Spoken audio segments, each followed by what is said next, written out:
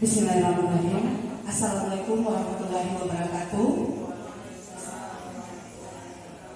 Selamat pagi dan salam sejahtera untuk kita semua.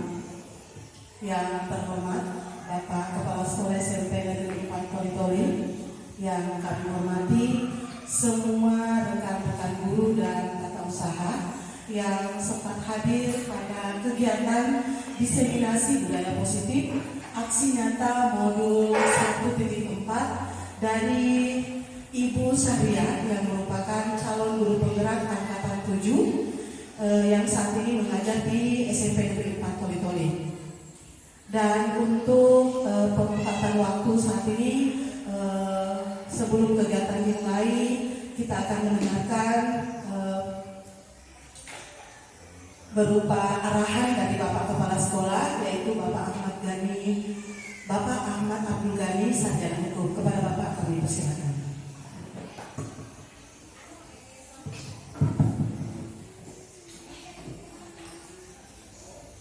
Bismillahirrahmanirrahim. Assalamualaikum warahmatullahi wabarakatuh. Selamat pagi dan salam sejahtera untuk kita semua.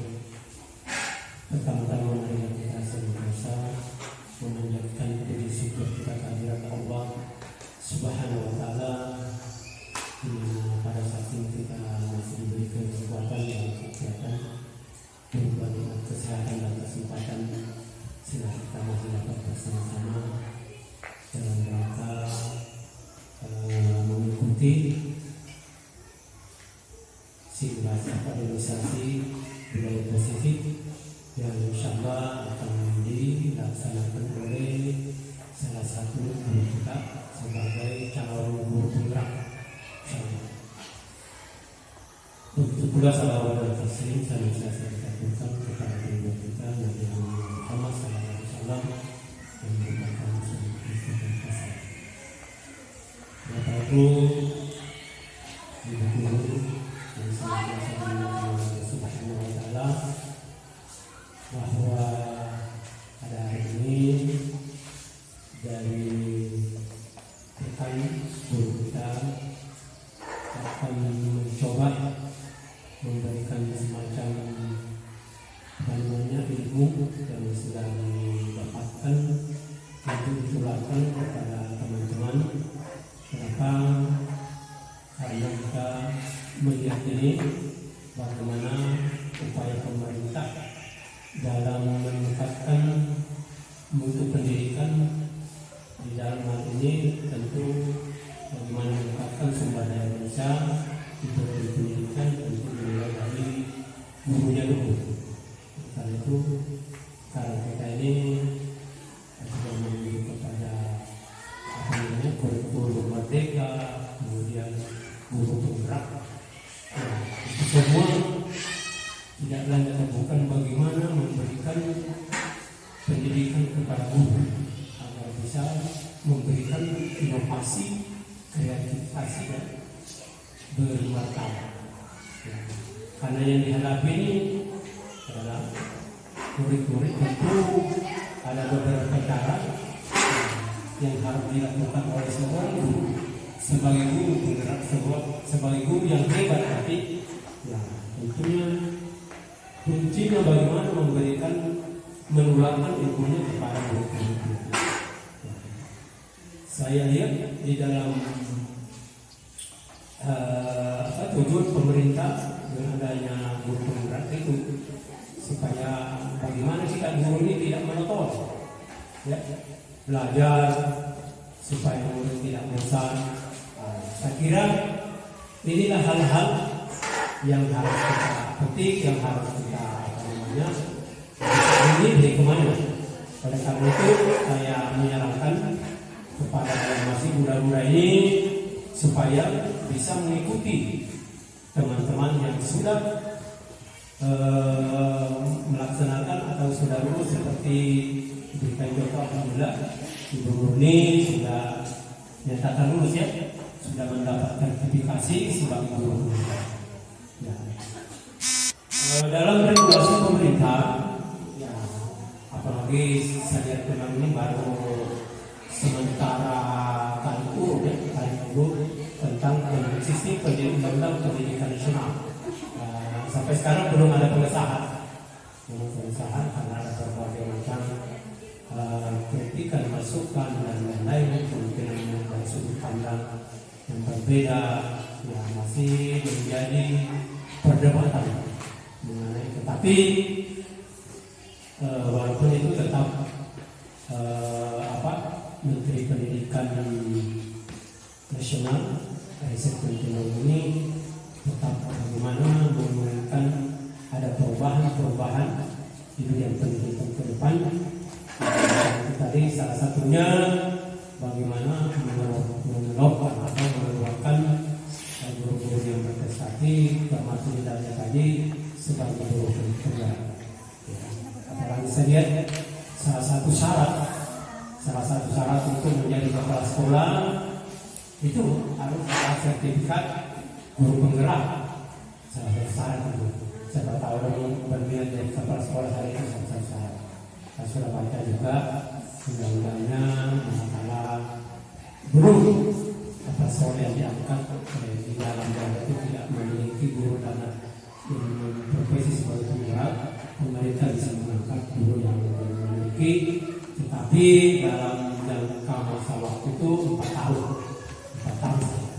Seperti saya 4 tahun ditinjau kembali karena memang yang memenuhi syarat itu melalui undang-undang ini harus yang mempunyai sertifikat guru penggerak. Nah, sertifikasi guru penggerak yang saya juga ikuti petunjuk yang itu mereka bisa menjadi kepala sekolah selama 6 tahun.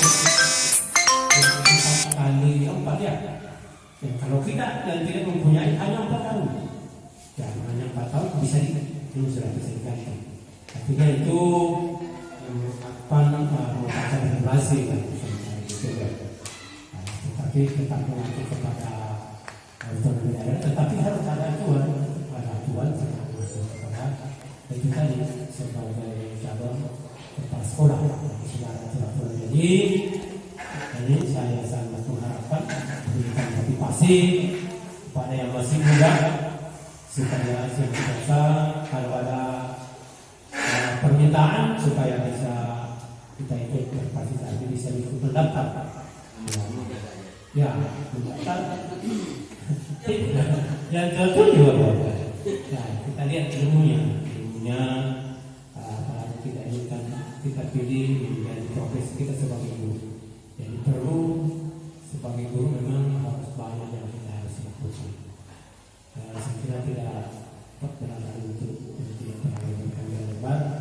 Demikian yang kami sampaikan, mudah-mudahan akan bentar yang diperkatakan oleh calon guru penggerak kita tidak dapat menerima dan tidak.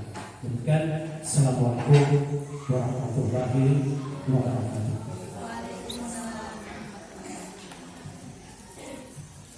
Terima kasih atas arahan dari Bapak Kepala Sekolah.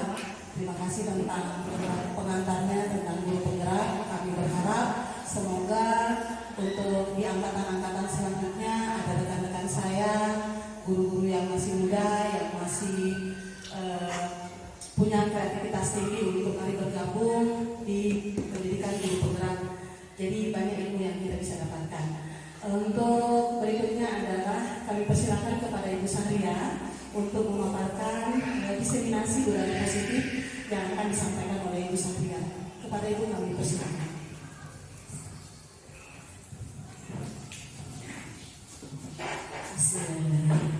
Assalamualaikum warahmatullahi wabarakatuh. Selamat pagi dan salam sejahtera untuk kita semua. Yang terhormat Bapak Kepala SMP Negeri 4 Toli dan yang saya hormati Bapak Ibu Dewan Guru serta staf tata usaha yang sudah berkenan untuk menghadiri kegiatan diseminasi budaya positif modul 1.4 aksi nyata oleh calon guru penggerak saya sendiri Syahria SPD. Puji syukur kita panjatkan kehadirat Allah Subhanahu wa Ta'ala yang mana dengan izinnya jualan sehingga kita masih diberikan kesehatan serta kesempatan untuk menghadiri kegiatan ini dan berkumpul di tempat ini dalam rangka untuk melaksanakan kegiatan diseminasi budaya positif aksi nyata modul 1.4. Salawat serta salam kalau pula kita kirimkan kepada Nabi besar Nabi Muhammad SAW yang telah mengantarkan kita dari alam kegelapan menuju alam yang terang benderang.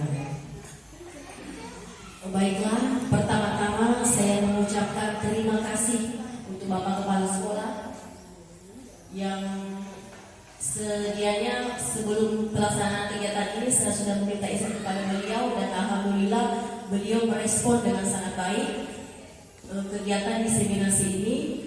Kemudian saya mengucapkan terima kasih untuk Bapak Ibu yang menyempatkan waktunya untuk mengikuti kegiatan saya dan untuk Ibu moderator, rekan saya di guru penggerak. Saya masih calon guru penggerak, sedangkan beliau sudah tinggal sudah guru penggerak angkatan 5. Ibu Murniati Sarjana Media. Baiklah, ini adalah tampilan PPT saya, aksi nyata budaya positif modul 1.4, salam dan bahagia. Nama saya tentu Bapak Ibu sudah tahu, saya Syahria SPD dari SMP Negeri 4 Toli. Saya adalah calon guru penggerak angkatan 7 yang saat ini sedang mengikuti pendidikan guru penggerak angkatan 7 Kabupaten Toli-Toli.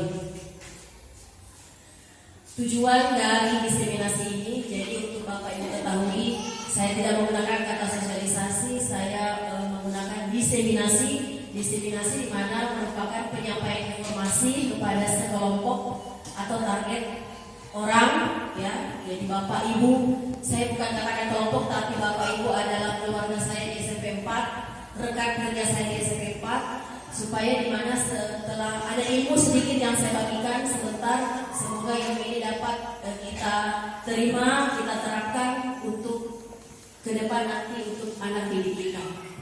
Jadi tujuannya yang pertama adalah peserta dapat memahami paradigma belajar, memahami makna disiplin positif dalam penerapan budaya positif, memahami motivasi perilaku manusia, memahami kebutuhan dasar manusia, memahami posisi kontrol dalam penerapan segitiga restitusi, dan memahami keyakinan kelas serta memahami segitiga restitusi. Sebelum kita membahas dari tujuan kita tadi, kita melihat dulu dari filosofi pemikiran Ki Hajar Dewantara.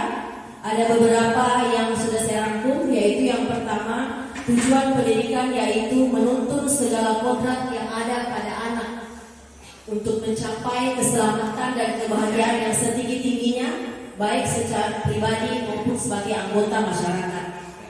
Pemikiran yang kedua, pendidikan adalah tempat persemaian benih-benih kebudayaan, dan trilogi pendidikan selanjutnya adalah, mungkin Bapak Ibu sudah familiar dengan ini, Ingarso Sungtulodo, di mana kita sebagai guru kita menjadi panutan, ya, panutan di depan murid kita. Kemudian Imadio Mangkarso, kita berada di tengah-tengah murid kita, anak peserta didik kita. Kemudian yang terakhir Tuturi Handayani yang menjadi slogan dari Kementerian Pendidikan dan Kebudayaan, yang artinya adalah kita menjadi pendorong, kita berada di belakang murid-murid kita. Dan yang terakhir adalah pendidikan harus menghamba pada murid. Mungkin kata menghamba agak sedikit bagaimana ya, saya juga waktu menerima materi ini pertama kali, yaitu di modul 1.1 tentang filosofi pemikiran Ki Hajar Dewantara, kami banyak yang kayak tidak setuju kenapa menggunakan kata menghamba pada murid. Menghambakan kita, pada dasarnya kita adalah manusia yang menghamba kepada Tuhan Yang Maha Esa Allah Subhanahu wa Ta'ala, ya. Tapi kenapa kita harus menghamba pada murid? Nah, di sini maksudnya menghamba adalah kita memihak kepada murid kita. Segala kepentingan yang ada, kita mendahulukan kepentingan dari murid kita. Seperti itu yang filosofi pemikiran Ki Hajar Dewantara.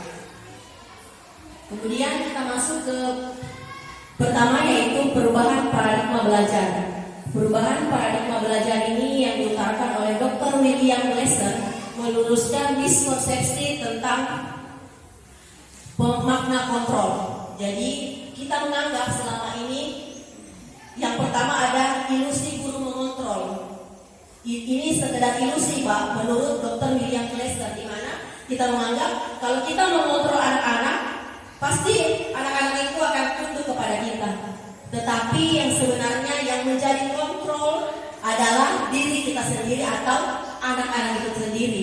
Bahwa kita tidak boleh mengatur, ya, kita tidak boleh mengekang mereka. Tetapi yang menjadi kontrol adalah mereka sendiri. Bagaimana mereka bisa bertanggung jawab atas tindakan atau perilaku yang mereka lakukan.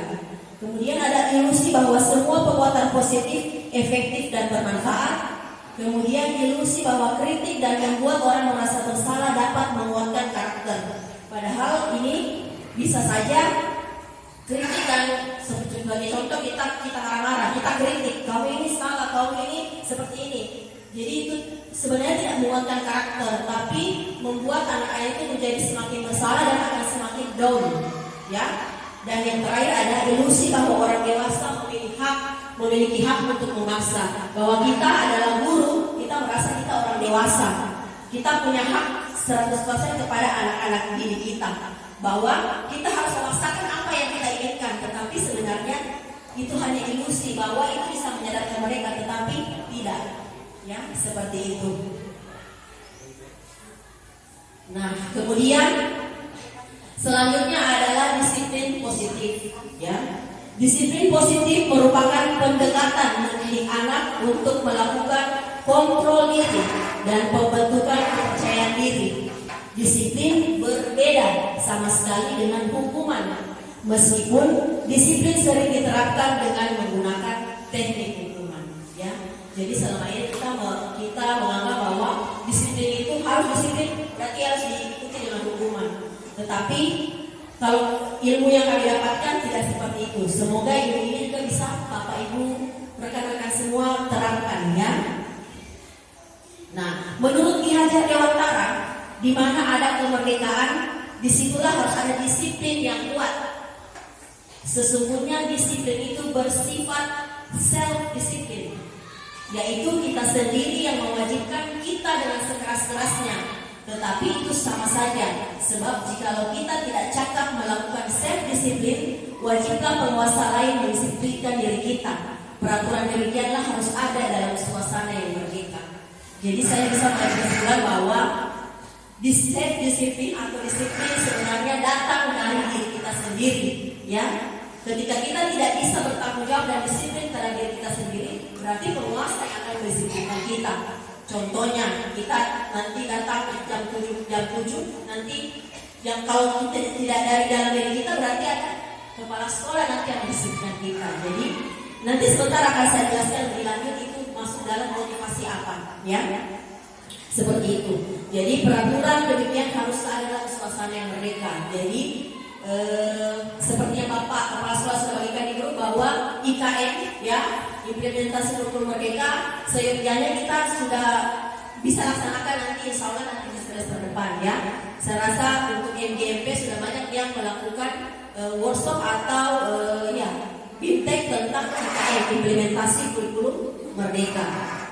Nah, selanjutnya yang ketiga adalah nilai-nilai kebajikan universal.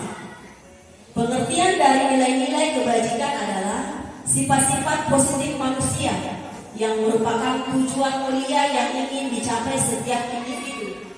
Nilai-nilai kebajikan tersebut bersifat universal dan lintas bahasa, suku bangsa, agama maupun latar belakang.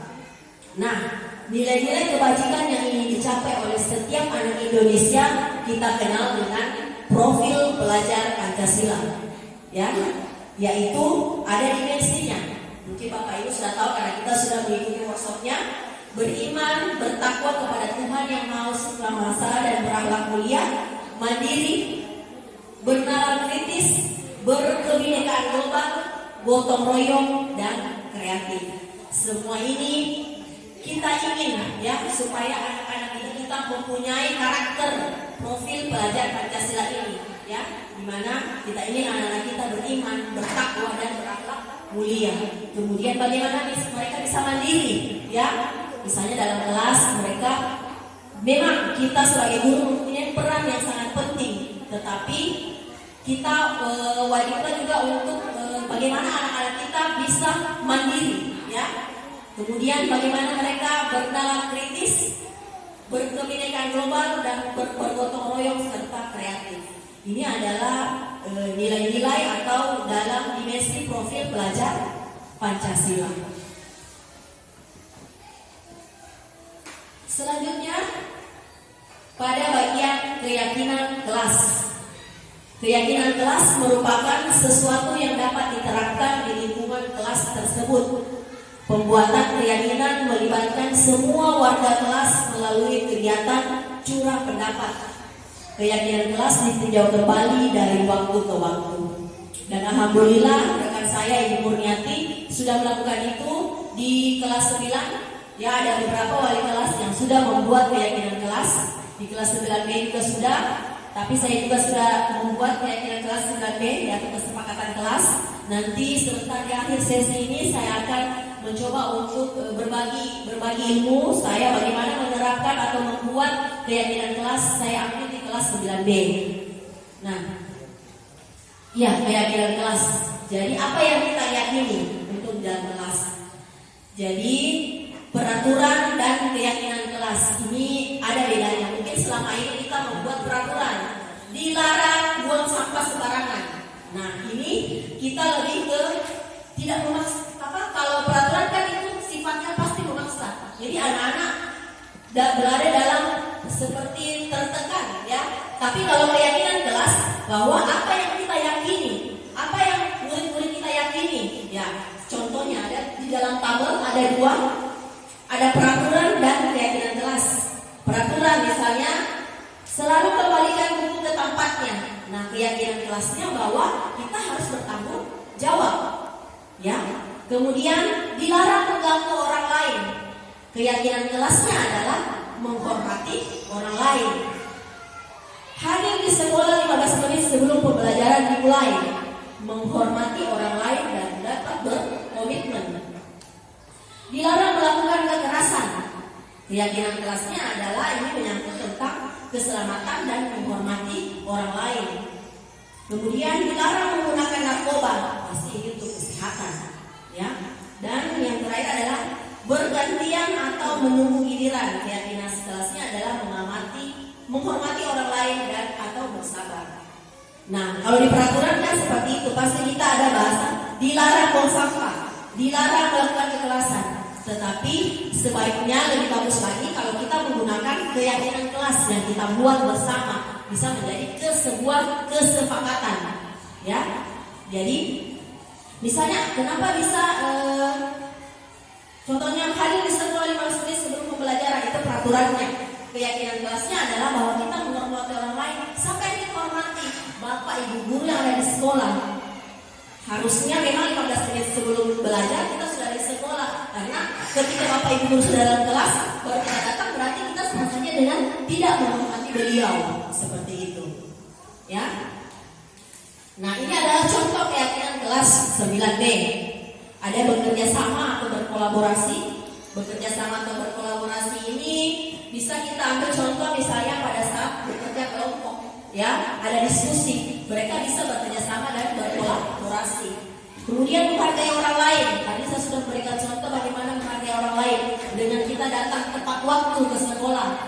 Kemudian ada disiplin. Nah, itu juga masuk disiplin tepat waktu.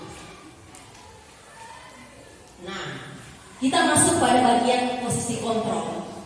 Terus terang untuk bagian ini, waktu saya mendapatkan pengetahuan saya sedikit di pendidikan guru penggerak, ini yang sangat amazing menurut saya, bahwa oh ternyata seperti ini posisi kontrol yang dimiliki oleh seorang guru. Oh ternyata saya berada di posisi ini selama ini, ya. Jadi saya menampilkan sebentar ada video, bukan berarti saya juga masih belajar, Bapak Ibu. Saya juga masih banyak belajar, masih banyak kekurangan. Bukan berarti mau dijudge Bapak Ibu yang selama ini pakai seperti ini, posisi kontrol seperti tidak seperti itu, ya Bapak Ibu. Saya yang memberikan sedikit pengetahuan yang saya dapatkan. Jadi ada 5 posisi kontrol, yaitu adalah yang pertama adalah pemberi hukuman, pembuat merasa bersalah, sebagai teman, sebagai pemantau dan sebagai manajer. Nah, sebentar kita lihat. Nah, silakan Bapak Ibu untuk lebih jelasnya mana contohnya, ya. Saya akan putarkan sebuah video.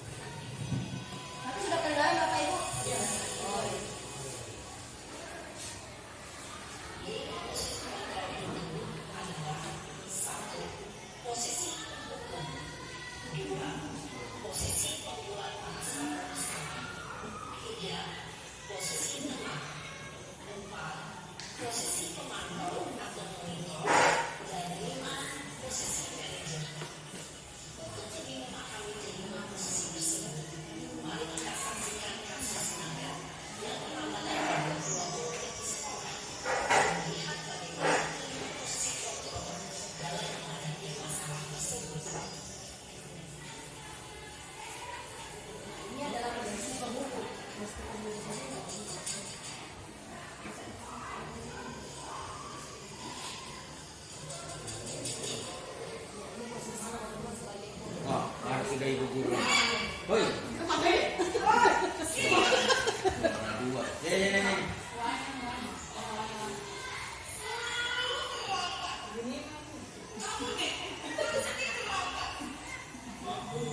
Hujan, Bu.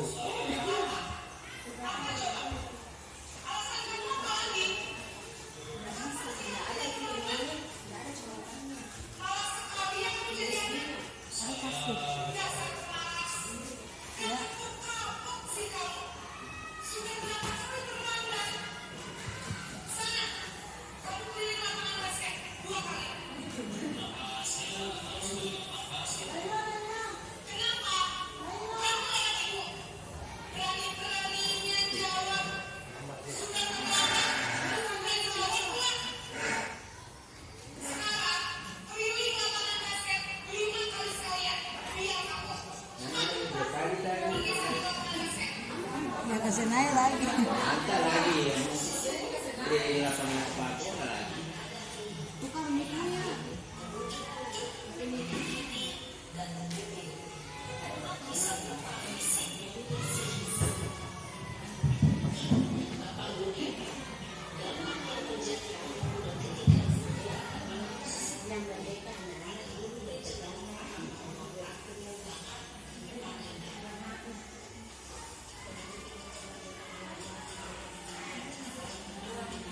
Rumah tiga belajar yang ngomongnya nanti ada apa Ini posisi kontrol membuat merasa bersalah. Dia itu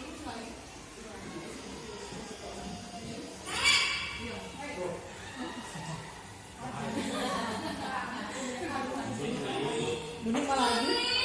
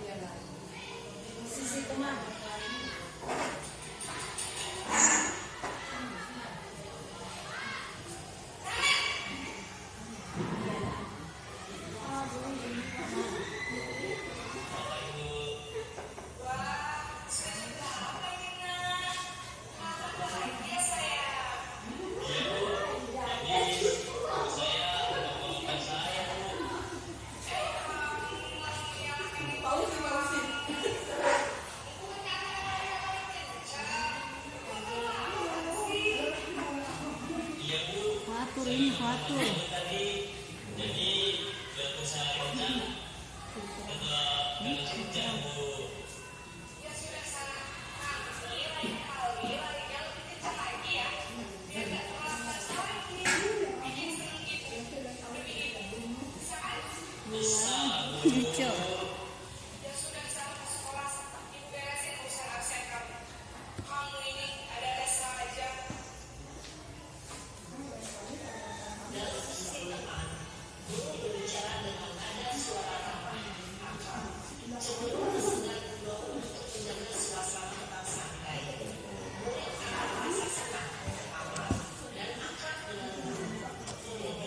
Lucu.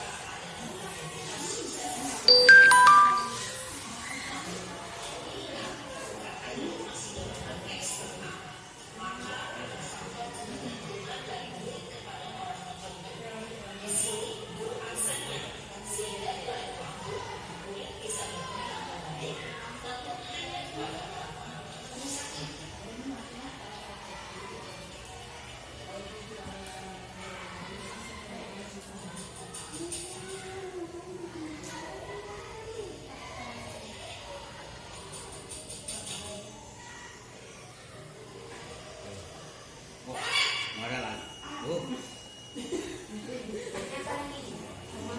Lari lah.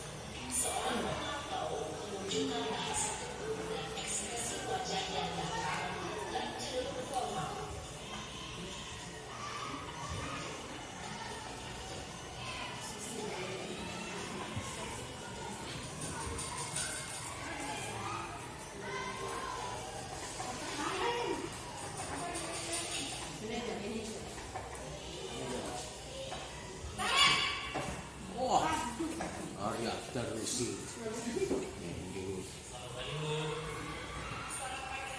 Pakai make.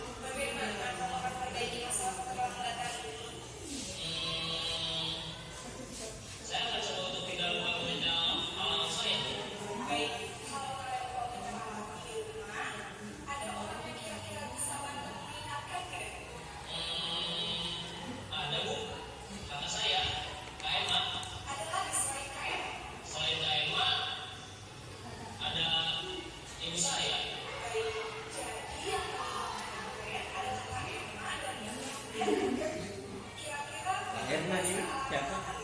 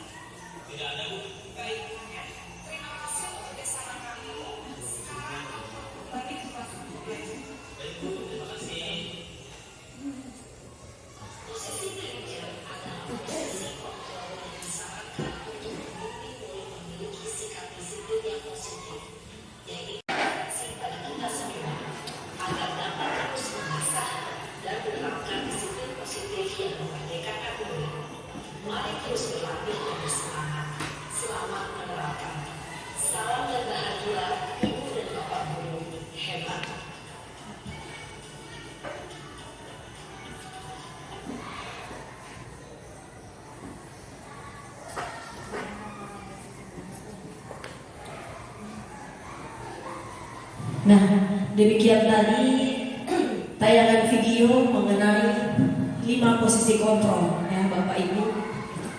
Di sini tadi di akhir video disampaikan bahwa yang idealnya kita lakukan adalah posisi kontrol sebagai manajer. Ya, saya pun juga baru belajar untuk menerapkan. Selama ini saya lebih cenderung kepada membuat merasa bersalah dan sebagai teman. Kadang juga saya kalau sudah pada taraf kita manusia biasa yang emosi tingkat tinggi, saya sudah pakai penghukum Bapak Ibu.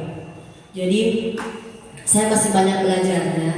Jadi semoga nanti setelah melihat tayangan ini, kemudian kita mengetahui bagian dari 5 posisi kontrol ini, kita dapat lebih bijaksana ya. Bagaimana supaya kita bisa menjadi posisi kontrol sebagai seorang manajer. Nah, ini yang paling ideal untuk kita lakukan. Di mana anak-anak atau murid kita yang kita minta untuk lebih bertanggung jawab, mereka yang memikirkan apa yang harus mereka lakukan supaya mereka misalnya tadi contohnya tidak terlambat lagi. Misalnya dia setel alarm, ya, kemudian dia dibantu oleh ibu atau kakaknya yang ada di rumah. Jadi masalah terlambat ini, waktu saya ikut Google Meet dengan fasilitator saya, Pak Nala namanya, beliau menyampaikan ada kejadian di daerahnya, ada di satu sekolah, dia tidak menyebutkan nama sekolahnya apa. Jadi ada satu anak yang setiap hari dia terlambat terus ke sekolah. Jadi Bapak Ibu guru di situ tidak pernah mau tahu, tidak pernah tanya apa alasannya terlambat. Hampir setiap hari dia terlambat, itu dia dihukum. Nah, suatu waktu datang berita duka bahwa murid tersebut meninggal dunia. Nah, akhirnya wali kelasnya datang berkunjung. Jadi menanyakan kenapa dia bisa, katanya dia meninggal karena dia jatuh di jurang. Nah, ditanyakanlah kenapa bisa dia jatuh di tepi jurang begitu, tepi sungai. Jadi dia setiap pagi, karena dia tinggal hanya berdua dengan adiknya, dia harus mengurus juga adiknya ke sekolah. Sebelum dia ke sekolah, dia datang dulu ke sungai yang harus melewati sebuah jurang, mengambilkan air untuk adiknya pakai mandi dan untuk minum. Nah, jadi bagaimana hancurnya hatinya wali kelasnya ketika mendengarkan alasan anak tersebut bahwa dia berkorban untuk adiknya supaya adiknya bisa sekolah. Jadi dia pergi ambilkan air, dia sangat mandiri. Tapi bapak ibu guru di sekolah tidak mau tahu alasannya, dia dihukum terus. Nah, seperti itu. Jadi semoga nanti ke depan kita bapak ibu bisa menjadi seorang manajer. Jadi kita menanyakan dulu apa alasannya anak murid-murid kita terlambat. Jadi mereka melakukan tindakan atau perilaku tersebut pasti semua ada alasannya.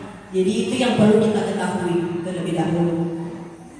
Nah, di sini ada 5 posisi kontrol, ada jadi kontrol dari luar, ya. Jadi menghindari hukuman sebagai penghukum dan pembuat merasa bersalah, itu kontrol dari luar. Kemudian identitas gagal, ya. Jadi identitas gagal kalau pembuat merasa bersalah dan sebagai penghukum. Nah, kemudian ada kontrol sebagai teman dan pemantau. Identitasnya memang berhasil dan sukses, tapi ini dari luar. Nah, kalau sebagai teman, pasti anak-anak merasa nanti ibu ini yang menghukum saya atau berbicara dengan saya kalau saya mau dengar. Kalau ibu yang satu bukan teman saya tidak mendengarkan. Jadi akibatnya dia akan bergantung pada satu orang, seperti itu. Nah, jadi idealnya adalah kita menggunakan posisi kontrol sebagai manajer, Bapak Ibu. Sebentar nanti di akhir sesi boleh kita sharing pengalaman, berbagi pengalaman bagaimana kita pada saat menerapkan itu.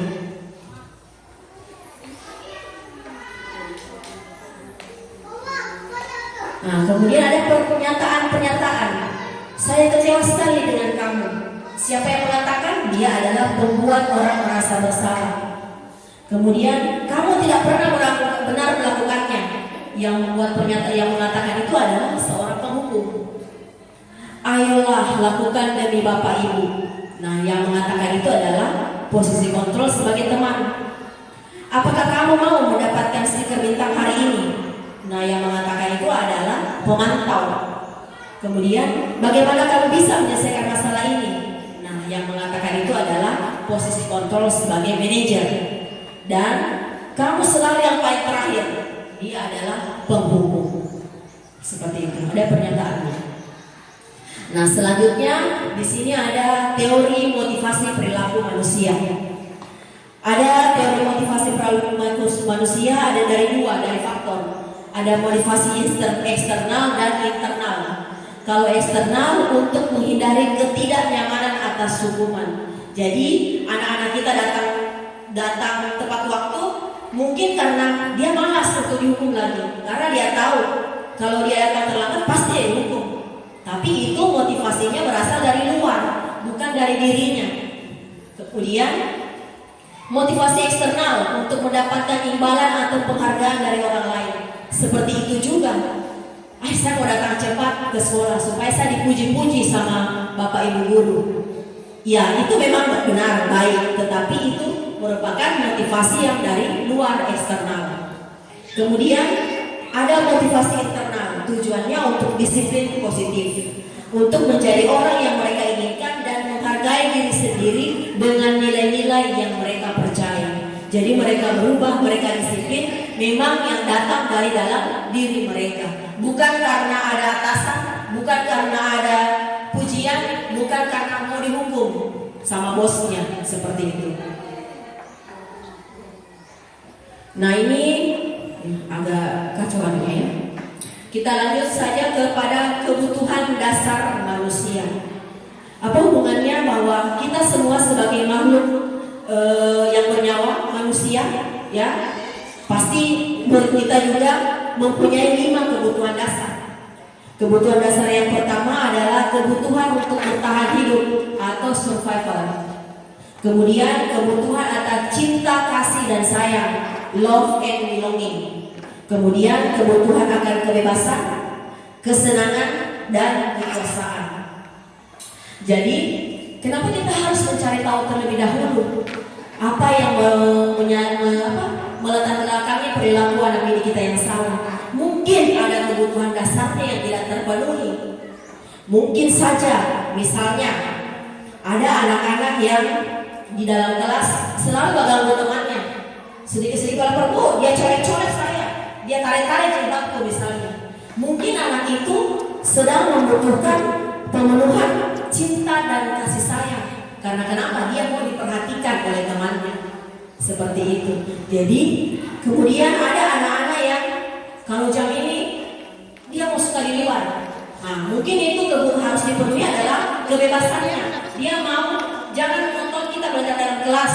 Misalnya kita di luar, ya. Kita keluar kelas misalnya, kita memanfaatkan lingkungan yang ada di sekolah. Kemudian kesenangan. Nah, kenapa kemudian itu juga menjadi refleksi untuk kita Bapak Ibu? Kenapa kemudian ada anak-anak yang ketika mata pelajaran kita dia bolos, ketika mata pelajaran kita dia tidak pernah hadir, atau ketika jam pelajaran kita dapat dia sedang tidur di belakang. Nah, mungkin salah satunya ini kebutuhan akan kesenangannya tidak terpenuhi. Karena mungkin ya saya juga seperti itu Bapak Ibu.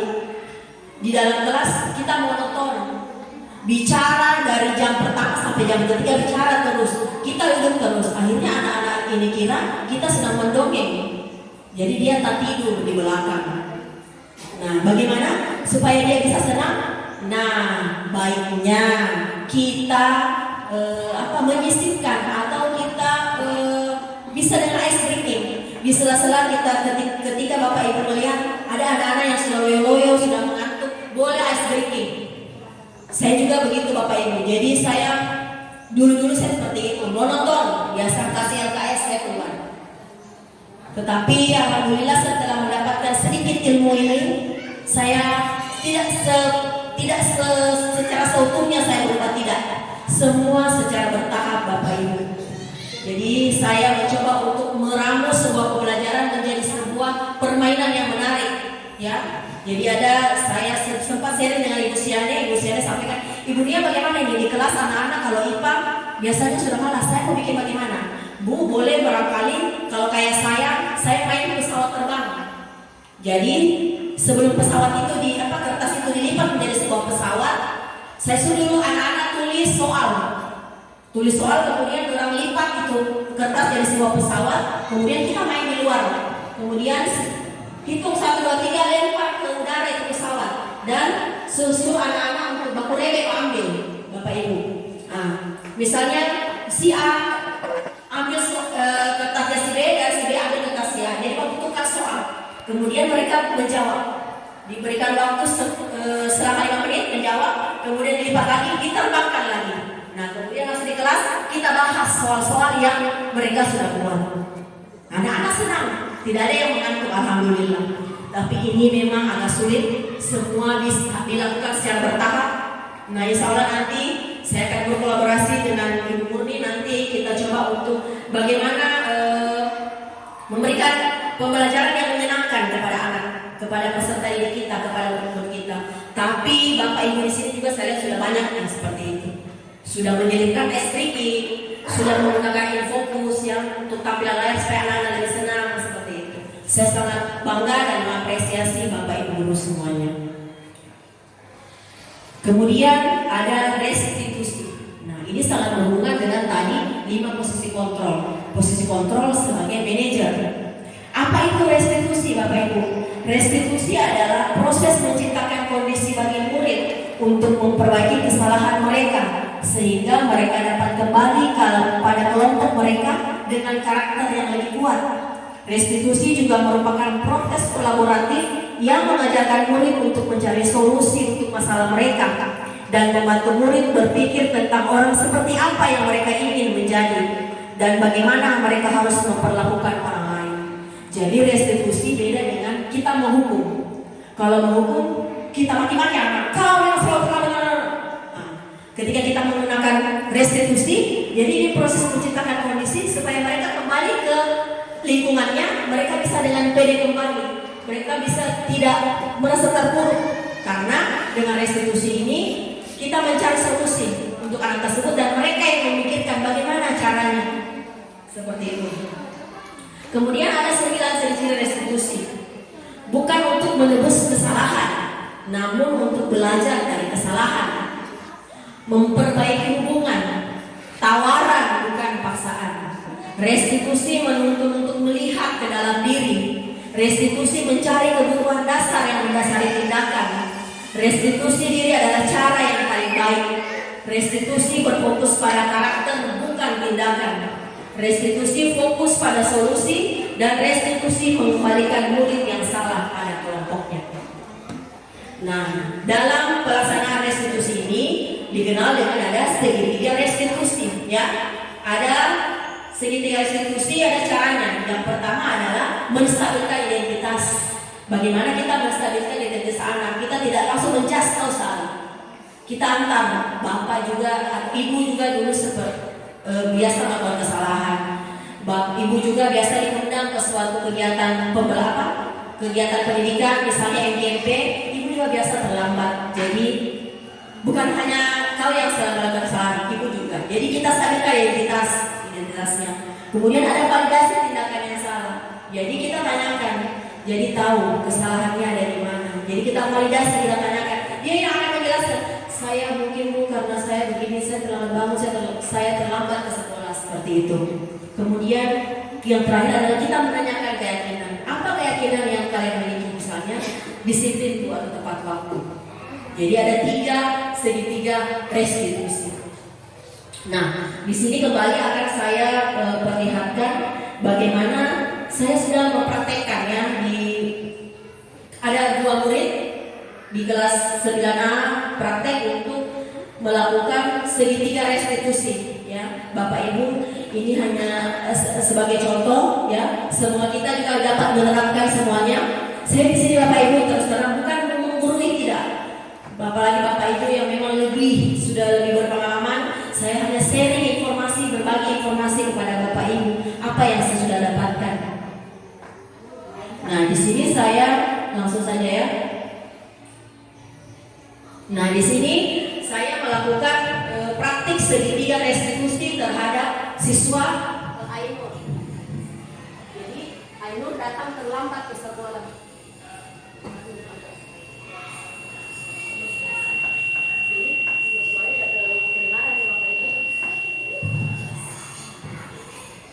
Nah, jadi pada intinya adalah di sini praktik segitiga restitusi. Yang pertama adalah menstabilkan identitas. Saya sampaikan bahwa Ainur ibu juga pernah terlambat, ya. Kemudian yang kedua validasi tindakan. Ya, validasi tindakan yang salah. Tentu Ainur punya alasan kenapa dia bisa melakukan itu, kenapa dia bisa terlambat datang ke sekolah. Ternyata alasannya dia tidur nanti jam 3 subuh, dia menonton bola Bapak Ibu. Nah, akhirnya saya minta untuk dia bagaimana caranya supaya dia tidak terlambat lagi. Dia sampaikan, saya akan setel alarm buat tiap malam. Kemudian saya akan minta untuk orang di rumah untuk membantu saya membangunkan saya. Ada neneknya dengan ada kakaknya di rumah. Jadi dia sudah berjanji dia akan pasang alarm dan semoga dia tidak terlambat lagi datang ke sekolah. Seperti itu. Nah, jadi di akhir saya tanyakan, kapan bisa dipraktekkan ini? Dia bilang, insya Allah sebentar malam Bu, mulai sebentar malam saya akan pasang alarm. Jadi posisi kita sebagai manajer, kita tidak menjudge mereka, kita tidak membuat mereka merasa bersalah atau kita tidak menghukum langsung mereka. Kita cari tahu dulu apa alasannya, seperti itu. Dan kita minta untuk dia memikirkan apa yang terbaik untuk dia lakukan supaya ada motivasi dalam dirinya sendiri untuk berubah, supaya dia tidak terlambat lagi. Nah, yang kedua ada kasus dari Christian. Nah, Christian ini pada saat jam belajar dia kedapatan menggunakan sendal ke sekolah. Nah, jadi saya menanyakan validasi tindakannya adalah apa alasannya? Tentu punya alasan. Katanya sepatunya basah Bu. Saya Bu teledor menyimpan sepatu saya di luar dan malam hari hujan. Akhirnya sepatu saya basah. Saya ke sekolah tidak menggunakan sepatu. Tetapi saya tetap mengapresiasi. Walaupun dia tidak pakai sepatu, dia pakai sendal, tetapi dia tetap datang ke sekolah. Itu salah satu nilai penting plus ya, karena dia tetap berani datang ke sekolah walaupun menggunakan sendal. Seperti itu. Nah, solusinya nanti setiap pulang sekolah dia akan langsung kasih masuk dia punya sendal sepatu di dalam rumah, simpan di rak sepatu. Nah, dia sendiri yang memikirkan apa solusinya dari permasalahan atau perilaku yang dia lakukan. Seperti itu Bapak Ibu. Mohon maaf agak kecil suaranya ya. Jadi di sini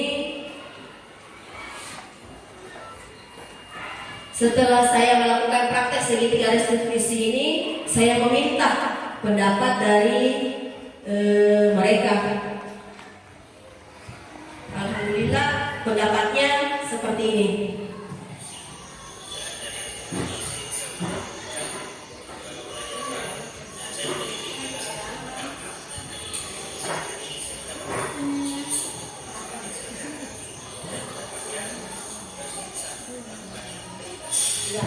Jadi Christian nyatanya bahwa dia merasa dia bebas untuk menyampaikan pendapatnya dan dia berusaha untuk ke depan dia bisa menjadi yang lebih baik lagi. Nah, kita apresiasi ya Bapak Ibu.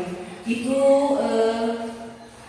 dari praktik segitiga restitusi yang telah saya lakukan.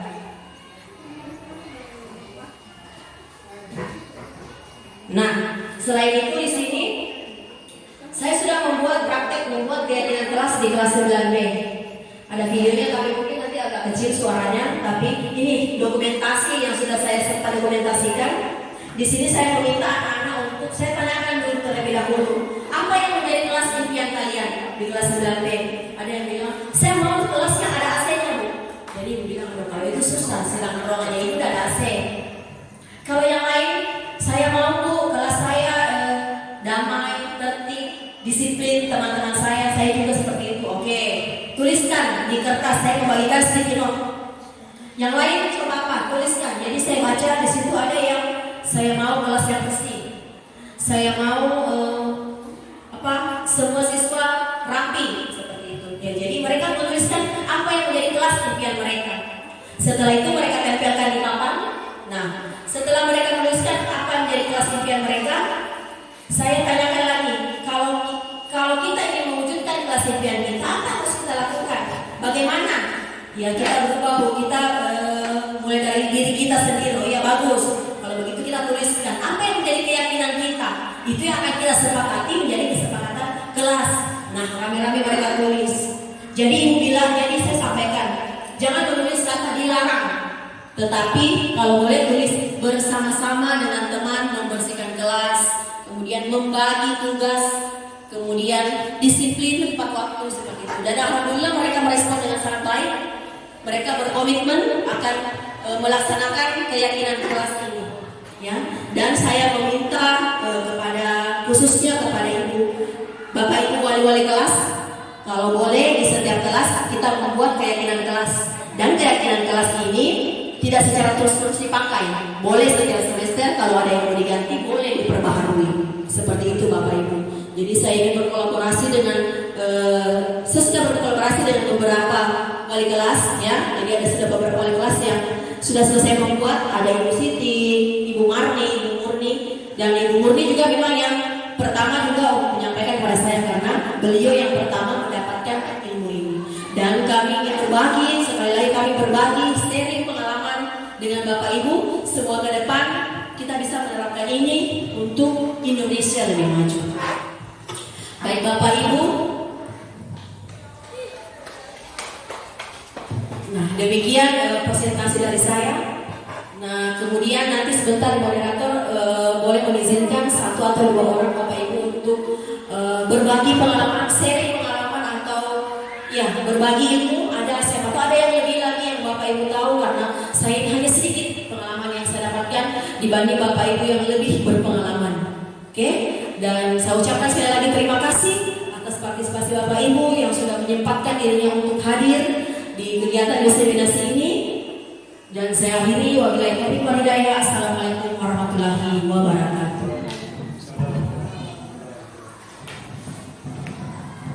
Itulah tadi penyampaian pemaparan materi tentang budaya positif oleh Ibu Sahria. Kita berikan aplaus dulu. Terima kasih untuk Ibu Sahria. Saya berharap dengan apa yang sudah Ibu sampaikan, banyak lagi rekan-rekan wali kelas yang bisa membuat kesepakatan kelas sehingga budaya-budaya positif yang ada itu bisa dilaksanakan oleh siswa kita. Karena supaya menghindari jangan kita selalu menjadi ada di posisi penghukum. Ada di posisi penghukum itu dampak negatifnya ke kita. Kita menginginkan anak-anak menjadi lebih baik, tetapi lebih banyak negatifnya ke kita. Kita main pukul, kita main maki-maki, mereka menyimpan, mereka dendam, bahkan disampaikan ke orang lain, kan itu lebih negatif lagi. Jadi lebih baik kita ada di posisi manajer. Jadi sekali lagi terima kasih kepada Ibu Sahria. Barangkali ada rekan-rekan wali kelas yang ingin sharing, yang ingin bertanya tentang budaya positif, kami persilakan dan masih ada waktu. Silakan Ibu Ati. Di sini kita sharing. Jadi kalau memang Ibu Sahria bisa menjawab atau kita lempar ke rekan-rekan. Jadi kita sharing. Jadi ada di sini ada Pak Jusma, kalau mengambil keputusan itu saya angkat jempol 2. Ada Bapak Ibu, ada kepala sekolah, ada Ibu Siane, ada Ibu Aglina, Pak Hanafi yang lebih senior, ada Pak Irsa lebih senior dari kami. Di sini kami hanya sharing informasi. Jadi kami persilakan kepada Ibu Ati, minta tolong disebutkan nama dan wali kelas berapa. Terima kasih. Ya, terima kasih atas kesempatan yang diberikan. Pertama saya mengucapkan kepada Ibu Syahriah yang sekarang sudah terpilih atau menjadi calon guru penggerak. Ini sangat luar biasa sekali karena banyak teman-teman yang tes tapi tidak lulus, termasuk saya sendiri. Ya, jadi itu mudah-mudahan nanti kita di sini masih banyak teman-teman, insya Allah termotivasi dengan adanya teman-teman berdua, Ibu Murni dan Ibu Sahria yang sekarang sudah jadi guru penggerak. Ya, pertanyaan saya ini sebagai wali kelas, ini pengalaman saya sampai sekarang. Saya mau meminta solusi dengan teman-teman, terutama mungkin sama Ibu Ria punya pengalaman. Ada siswa saya sampai sekarang itu dari awal kita masuk sekolah di semester 2 belum pernah masuk, dan saya selama ini coba untuk komunikasi lewat WA, telepon, dia sering buat janji PHP. Pernah saya ancam, saya bilang kalau kau sering bilang sakit-sakit, saya sampai bawa nama wali kelas, bawa nama kesiswaan. Saya bilang nanti ibu dengan kesiswaan akan berkunjung ke rumahmu, karena alasannya sakit terus. Setelah itu saya lakukan itu, sebelum saya ke rumahnya dia udah balik, dia bilang ibu tidak usah datang di rumah, nanti saya ke sekolah. Berarti ini anak berbohong. Jadi saya mau cari tahu. Saya ke rumahnya waktu itu, sudah saya ke rumahnya sudah jam 10 pagi. Jam 10 pagi saya ke rumahnya, ternyata penghuni rumah itu memang tidak ada yang bangun pagi. Memang bangunnya itu jam 10. Terus kedua, saya sempat bicara dengan kakaknya, mana bapak dengan mama, ternyata mama itu jam 4 subuh sudah ke pasar. Jadi mereka ini, anak-anak itu tidak ada yang kontrol untuk membangunkan. Kakaknya bilang, biasa dia yang antar, kalau dia sempat bangun pagi, kalau tidak. Sudah setelah itu, saya komunikasi terus. Saya komunikasi, sampai sekarang ini tidak ada perubahan. Jadi saya minta solusi ini berarti adalah masalah yang dialami oleh wali kelas. Jadi apa solusinya? Kalau siswa seperti itu, apa yang kita lakukan? Karena saya sudah ke rumahnya, baik telepon dengan WA itu, saya sering komunikasi dengan anak. Jadi sampai kemarin itu, hari Selasa lagi dia WA saya, ibu, saya mau ke sekolah hari Selasa. Saya jawab, iya ibu. Sampai sekarang juga tidak ada. Jadi saya bilang, bagaimana caranya ini? Jadi itu mungkin saya sebagai wali kelas mau minta solusi apa yang kita lakukan, karena ini adalah masalah yang kita alami dari wali kelas. Jadi sekian pertanyaan saya. Assalamualaikum warahmatullahi wabarakatuh. Terima kasih, pertanyaan yang sangat menarik, dan memang ini masalah bukan cuma dialami satu orang, tetapi mungkin ada beberapa murid kita yang mengalami hal seperti itu. Barangkali sebelum Ibu Saria menjawab, ada rekan kita barangkali Pak Yusman yang bisa mencarikan solusi, atau Ibu Syane atau Guru BK bisa membantu bagaimana, maksudnya apa yang harus kita lakukan terhadap ini. Saya begini deh, saya usulkan saja Ibu bahwa ini kan ya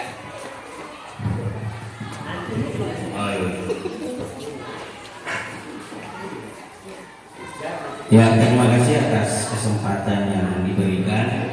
Jadi tadi ada sebuah kasus yang terjadi di sekolah kita yang terjadi untuk kelas 7B ya. 8B. Kata ada rupanya Pak. Oh ya. Iya 8B katanya. Jadi saya sebelum saya memberikan argumen saya sesuai dengan kapasitas saya sebagai pemirsa di sini, pendengar di sini, saya mau ajukan saran dulu kepada ibu, saudara kita, adik kita, saya untuk memberikan solusi sesuai dengan pengalaman yang terjadi dan ilmu yang telah didapat untuk diaplikasikan di sini. Jadi sekedar saran barangkali bahwa apakah ini memang cara kita posisi menghukum tadi atau posisi manajerial. Jadi saya mohon dulu solusinya untuk nanti kita selanjutnya barangkali bisa memberikan tambahan-tambahan, kita saling sharing sesuai pengalaman kita masing-masing yang terjadi di sekolah kita ini. Jadi saya sampaikan kepada moderator, jangan dulu dilempar ke forum ini sebelum adik kita memberikan pencerahan untuk ini. Saya kira begitu dulu. Oke, saya paham bahwa mungkin pengertian Pak Gusman sesuai dengan materi yang Ibu Sahria sampaikan. Ketika menghadapi masalah ini, kita itu ada di posisi mana? Apakah di posisi manajer? Kalau di posisi manajer, apa yang harus kita lakukan? Di posisi kontrol mana kita harus berada? Seperti itu. Kami persilakan kepada Ibu Sahria. Ya, terima kasih untuk kedua bapak dan ibu. Ya, jadi saya mengucapkan terima kasih untuk Ibu Nurianti yang sudah memberikan pertanyaan ya, dan meminta solusi, dan kepada Pak Gusman juga. Jadi di sini untuk masalah ini memang Ibu Anti sudah pernah komunikasi dengan saya ya. Jadi saya sampaikan Ibu Anti sebagai wali kelas, apalagi ini anak bangsa. Bagaimana caranya kita jangan patah semangat Ibu Anti. Kita selamatkan satu generasi bangsa, jangan sampai dia putus sekolah. Jadi Ibu Anti bilang, iya Ibu Ria, saya sudah ke rumahnya ini, sudah sampai berapa kali.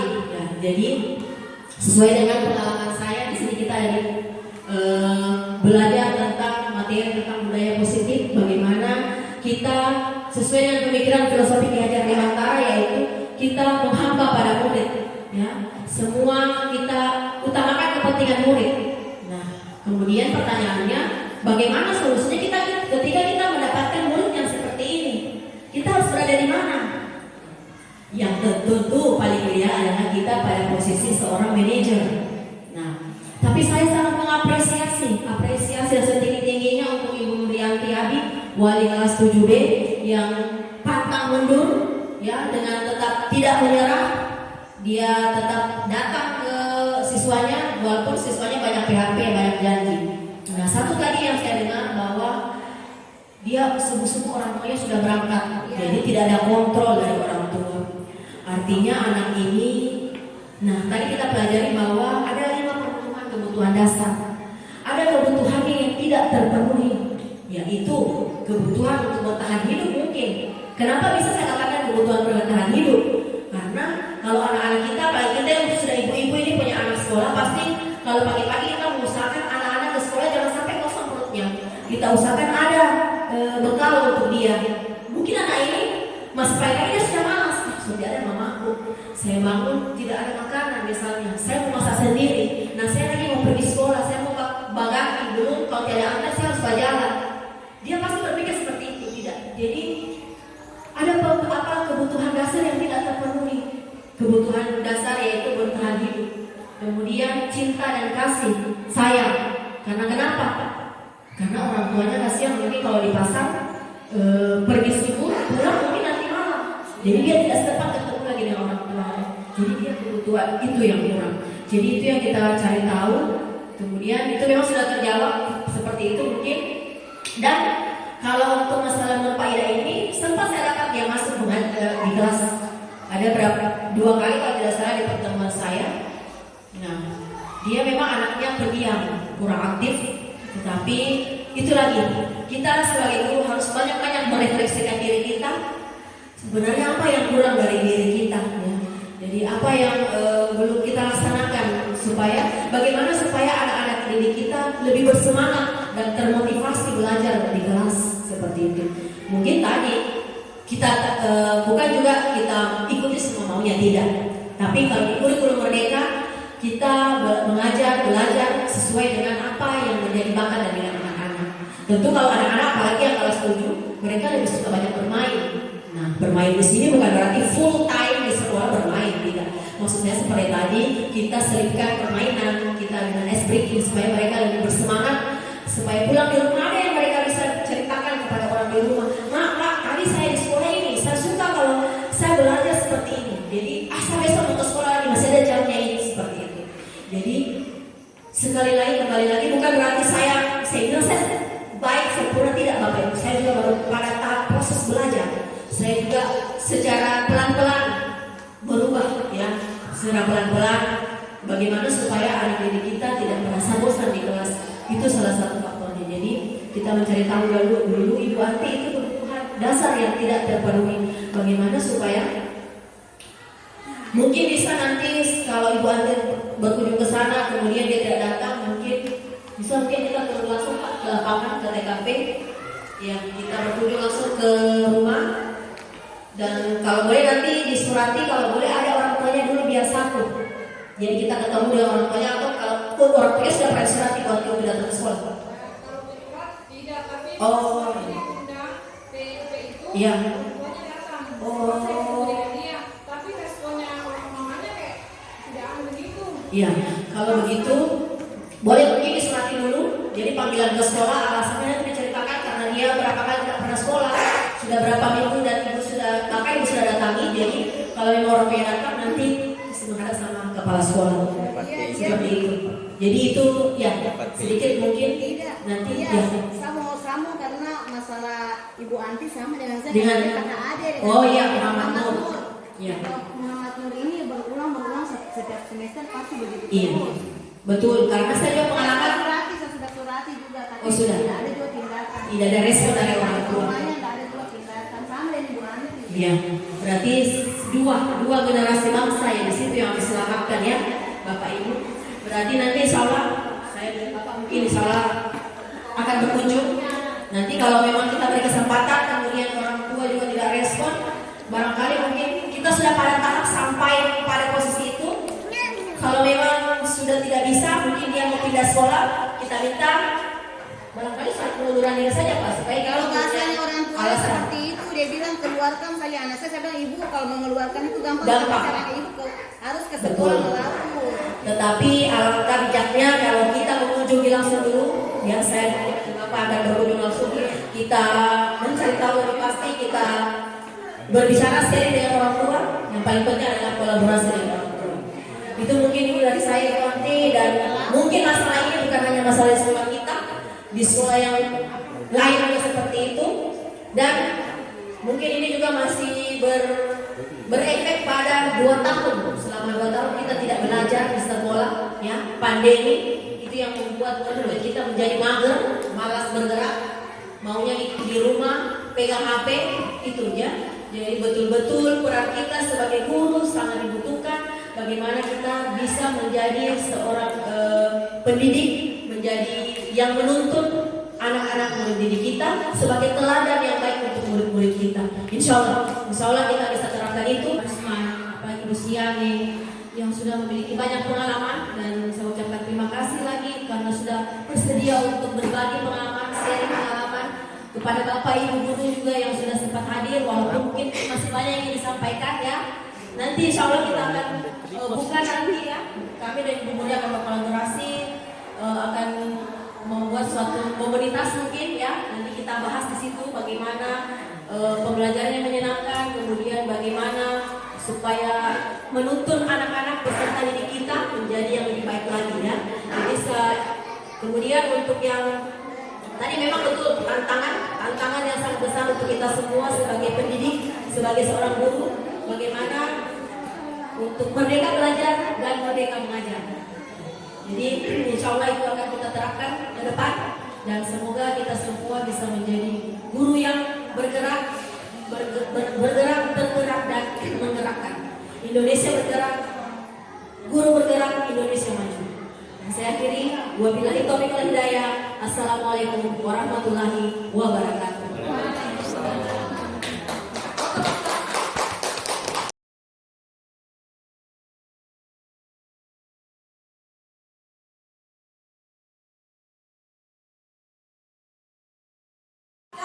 Maju satu-satu, antri ya, saya akan antri. Tempel secara boleh dirapikan. Ayo, masih dia, ayo di maju. Ayo yang lain, ayo ikut. Yang sudah siap ditempelkan ke sini. Silakan.